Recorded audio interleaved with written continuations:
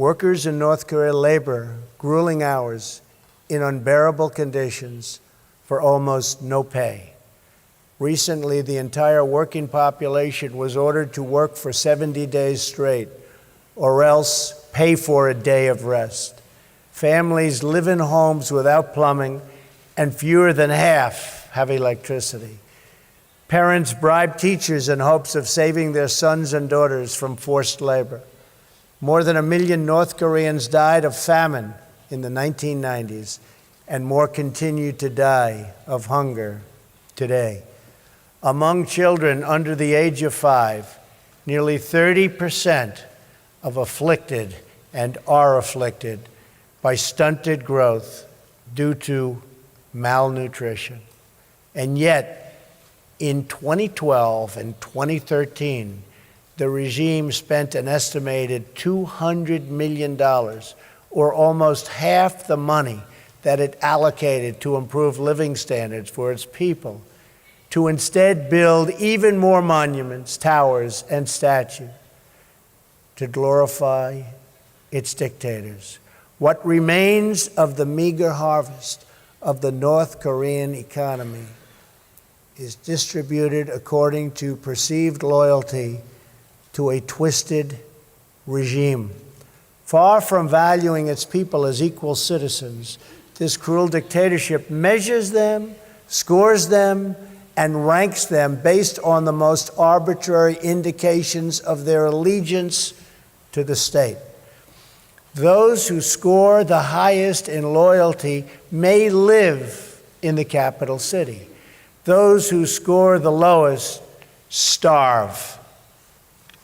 A small infraction by one citizen, such as accidentally staining a picture of the tyrant printed in a discarded newspaper, can wreck the social credit rank of his entire family for many decades. An estimated 100,000 North Koreans suffer in gulags, toiling in forced labor, and enduring torture, starvation, rape, and murder on a constant basis. In one known instance, a 9-year-old boy was imprisoned for 10 years because his grandfather was accused of treason. In another, a student was beaten in school for forgetting a single detail about the life of Kim Jong-un. Soldiers have kidnapped foreigners and forced them to work as language tutors for North Korean spies. In the part of Korea that was a stronghold for Christianity before the war, Christians and other people of faith who were found praying or holding a religious book of any kind are now detained, tortured, and in many cases, even executed. North Korean women are forced to abort babies that are considered ethnically inferior. And if these babies are born, the newborns are murdered. One woman's baby, born to a Chinese father, was taken away in a bucket. The guard said it did not deserve to live because it was impure. So why would China feel an obligation to help North Korea? The horror of life in North Korea is so complete that citizens pay bribes to government officials to have themselves exported aboard as slaves. They would rather be slaves than live in North Korea. To attempt to flee is a crime punishable by death. One person who escaped remarked, "When I think about it now, I was not a human being. I was more like an animal. Only after leaving North Korea did I realize what life was supposed to be." And so, on this peninsula, we have watched the results of a tragic experiment in a laboratory of history. It is a tale of one people, but two Koreas.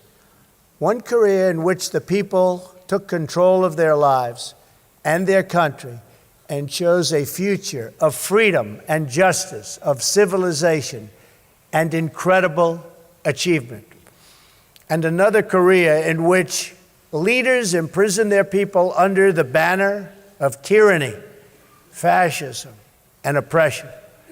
The result of this experiment are in, and they are totally conclusive. When the Korean War began in 1950, the two Koreas were approximately equal in GDP per capita. But by the 1990s, South Korea's wealth had surpassed North Korea's by more than 10 times.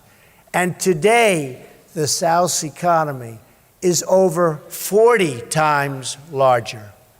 So you started the same a short while ago, and now you're 40 times larger. You're doing something right. Considering the misery wrought by the North Korean dictatorship, it is no surprise that it has been forced to take increasingly desperate measures to prevent its people from understanding this brutal contrast. Because the regime fears the truth above all else, it forbids virtually all contact with the outside world.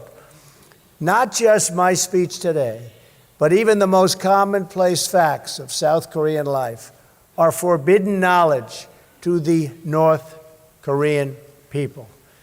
Western and South Korean music is banned. Possession of foreign media is a crime, punishable by death. Citizens spy on fellow citizens. Their homes are subject to search at any time, and their every action is subject to surveillance. In place of a vibrant society, the people of North Korea are bombarded by state propaganda practically every waking hour of the day. North Korea is a country ruled as a cult. At the center of this military cult is a deranged belief in the leader's destiny to rule as parent protector over a conquered Korean peninsula and an enslaved Korean people. The more successful South Korea becomes, the more decisively you discredit the dark fantasy at the heart of the Kim regime. In this way, the very existence of a thriving South Korean republic threatens the very survival of the North Korean dictatorship. This city and this assembly are living proof that a free and independent Korea not only can, but does stand strong, sovereign, and proud among the nations of the world.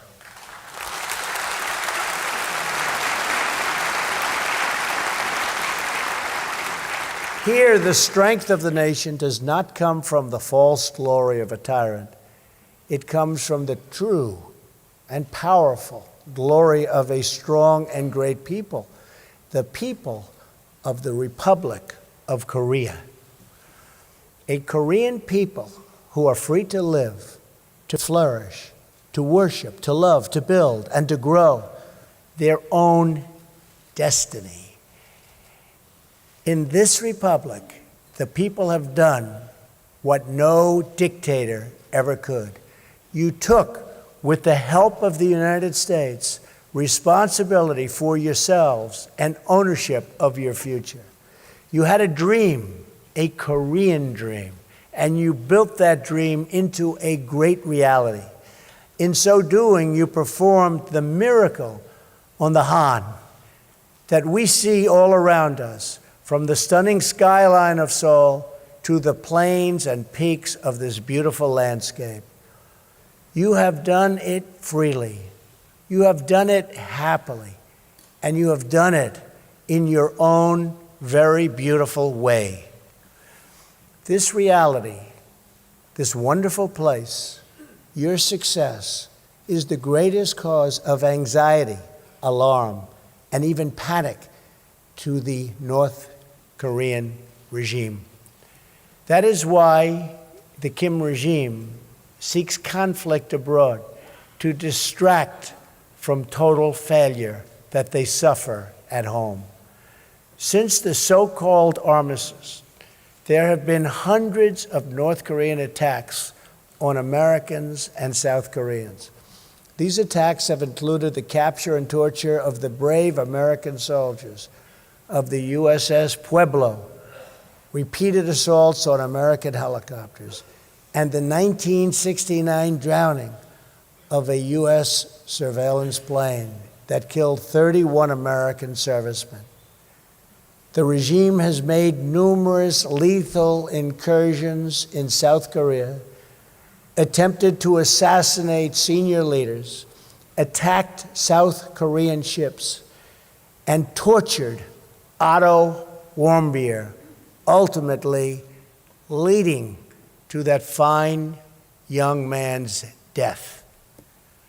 All the while, the regime has pursued nuclear weapons with the deluded hope that it could blackmail its way to the ultimate objective.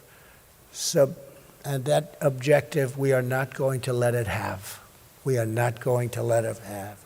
All of Korea is under that spell, divided in half. South Korea will never allow what's going on in North Korea to continue to happen.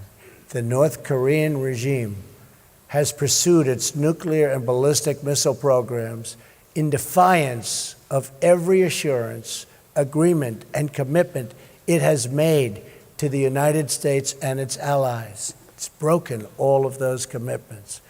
After promising to freeze its plutonium program in 1994, it repeated the benefits of the deal and then immediately continued its illicit nuclear activities. In 2005, after years of diplomacy, the dictatorship agreed to ultimately abandon its nuclear programs and return to the Treaty on Non-Proliferation.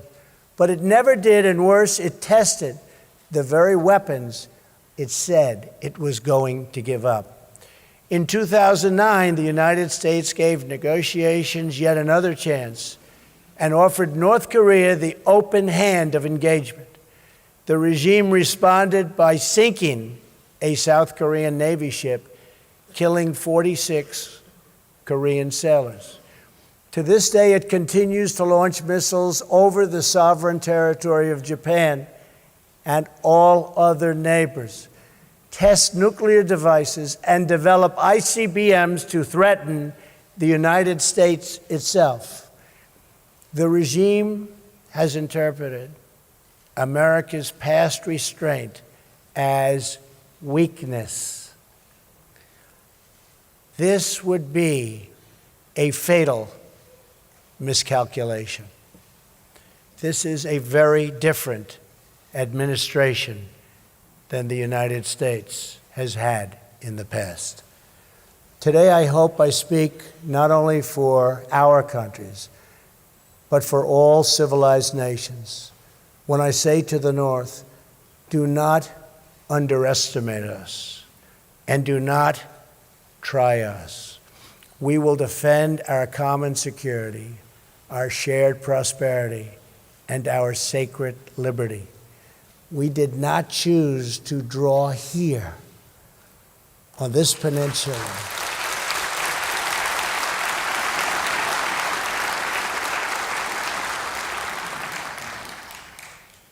This magnificent peninsula, the thin line of civilization that runs around the world and down through time. But here it was drawn, and here it remains to this day. It is the line between peace and war, between decency and depravity, between law and tyranny, between hope and total despair. It is a line that has been drawn many times in many places throughout history. To hold that line is a choice free nations have always had to make. We have learned together the high cost of weakness and the high stakes of its defense. America's men and women in uniform have given their lives in the fight against Nazism, imperialism, communism, and terrorism. America does not seek conflict or confrontation, but we will never run from it. History is filled with discarded regimes that have foolishly tested America's resolve. Anyone who doubts the strength or determination of the United States should look to our past, and you will doubt it no longer. We will not permit America or our allies to be blackmailed or attacked. We will not allow American cities to be threatened with destruction.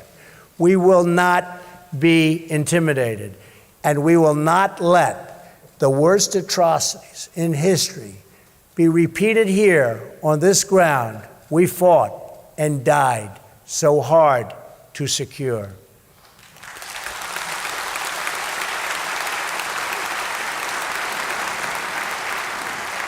That is why I come here to the heart of a free and flourishing Korea with a message for the peace-loving nations of the world. The time for excuses is over. Now is the time for strength. If you want peace, you must stand strong at all times. The world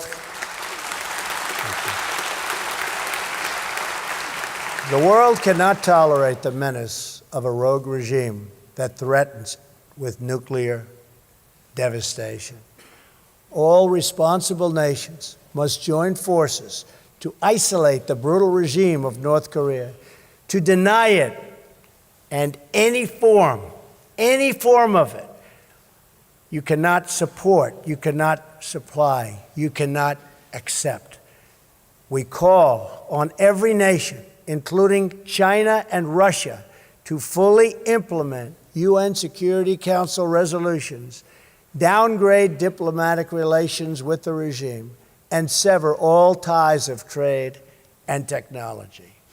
It is our responsibility and our duty to confront this danger together, because the longer we wait, the greater the danger grows and the fewer the options become.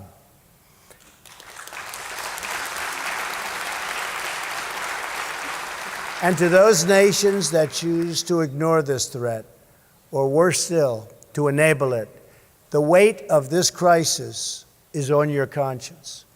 I also have come here to this peninsula to deliver a message directly to the leader of the North Korean dictatorship.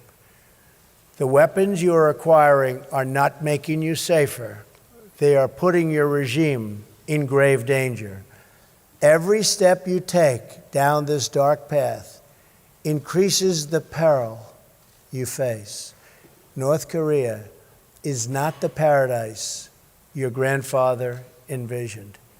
It is a hell that no person deserves.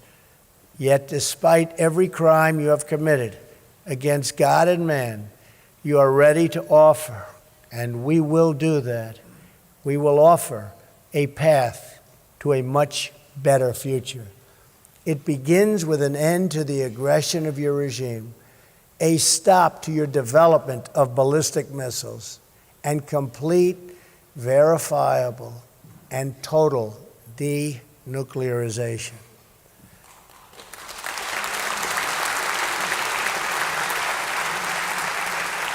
A sky-top view of this peninsula shows a nation of dazzling light in the south and a mass of impenetrable darkness in the north. We seek a future of light, prosperity, and peace, but we are only prepared to discuss this brighter path for North Korea if its leaders cease their threats and dismantle their nuclear program. The sinister regime of North Korea is right about only one thing. The Korean people do have a glorious destiny, but they could not be more wrong about what that destiny looks like. The destiny of the Korean people is not to suffer in the bondage of oppression, but to thrive in the glory of freedom.